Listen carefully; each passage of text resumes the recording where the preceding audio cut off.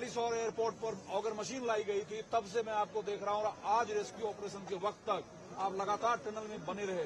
हम सबसे पहले जानना चाहते हैं ये सफर कैसा रहा और कितना असंभव था और कैसे सफल कर दिखाया आपने। ये डिफिकल्ट था बट असंभव कभी भी नहीं था और हमें पूरी गारंटी थी कि हम इस मिशन में कामयाब होंगे और इसमें बहुत लोगों का सहयोग रहा है। ट्रेमेंडस effort by everybody, hundreds of government officials and engineers who have actually participated in this and हमें डे वन से उम्मीद थी कि हम सफल होंगे और हमने कोई अगर एक प्लान फेल होता है तो अल्टरनेट प्लान 2, 3, 4, 5 सब चल रहे थे और सब में सफलता मिलने की बड़े हाई चांसेस, हाई गारंटी थी। मैं सबसे ज्यादा आपके साथ संपर्क में था। आप जब भी बाहर आते थे हम लोग मायूस होते थे। आप कहते थे कि ऑपरेशन सफल होगा, वक्त लगेगा लेकिन होगा। वो कॉन्फिडेंस कैसे आता था?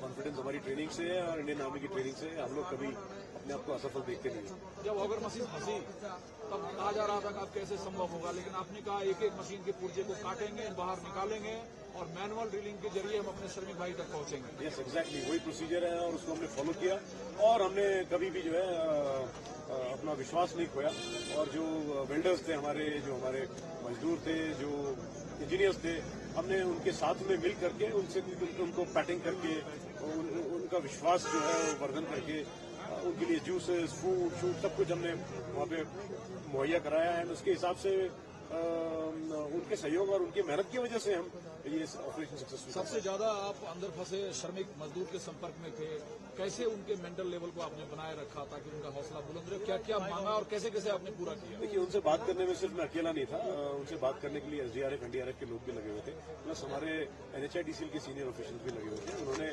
उनसे कंटिन्यूसली बता के रखा था कि भाई हम आपके पास आ रहे हैं एंड जब हमने लाइफलाइन 2 पंच इन कर दी थी तो तब उन्हें विश्वास हो गया था कि जब छोटी नली आ गई है तो अब बड़ी ट्यूब भी आ ही जाएगी। क्योंकि ये जो ऑपरेशन हुआ ये सिर्फ महज रेस्क्यू ऑपरेशन नहीं है। दुनिया जब भारत के इस कारनामे को देखेगा और अंत में जब इंडियन आर्मी के हवाले किया गया इस कारनामे को देखेगा तो ये जरूर बताएगा कि भारत की शक्ति, सामर्थ्य जो है वो इस लायक है कि वो किसी भी चुनौती का सामना कर अपने लोगों को बचा सकता है। Yes, exactly. मैं यही बहुत लोगों को बता चुका हूँ कि ये जो ऑपरेशन है ये बेसिकली हमारे देश के जो सामर्थ्य है, उसकी जो माइट है, उसको दर्शाता है और ये दर्शाता है कि हम जो है एक अभी शक्तिशाली कंट्री है जिसके पास रिसोर्सेज की कोई कमी नहीं है एंड हमारी जो गवर्नमेंट है वो एंड हमारी जो ऑर्गेनाइजेशन है बहुत स्ट्रांग है, सक्षम है। इसमें सारी ऑर्गेनाइजेशन की मैं प्रशंसा करना चाहूंगा। एनएचआईडीसीएल हो, आप इस 17 दिनों में 17 घंटे भी सो पाए? नहीं सोया हूँ मैं, कभी कभी 26 घंटे जागा हूँ मैं और अदरवाइज मैं 4 घंटे, 3 घंटे, कभी 5 घंटे इस तरह से मैंने नींद निकालने की कोशिश की है और तभी मैं फिर रिफ्रेश होकर के दूसरे दिन फिर से काम में लगा। जब श्रमिक सबसे पहले बाहर आए क्या प्रतिक्रिया थी? प्रधानमंत्री मोदी क्या कुछ जानना चाह रहे थे?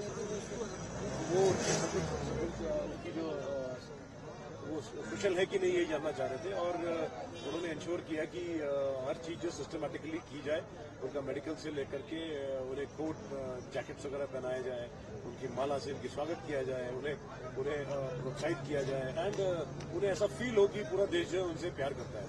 सर, हैदराबाद, बेंगलोर या भारत का कोई शहर जहाँ से मशीन मनमानी हो और मशीन वहाँ पहुंची, ये अपने आप में एक बड़ी चुनौती थी।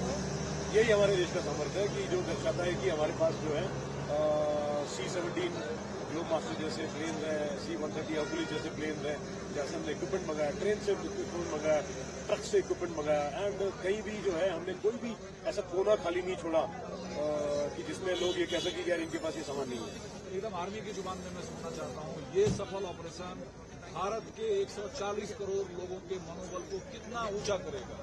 ये उन्हें बेसिकली ये बताएगा कि हम कभी हार नहीं मानेंगे और मैं कभी हार मानने वाले हैं।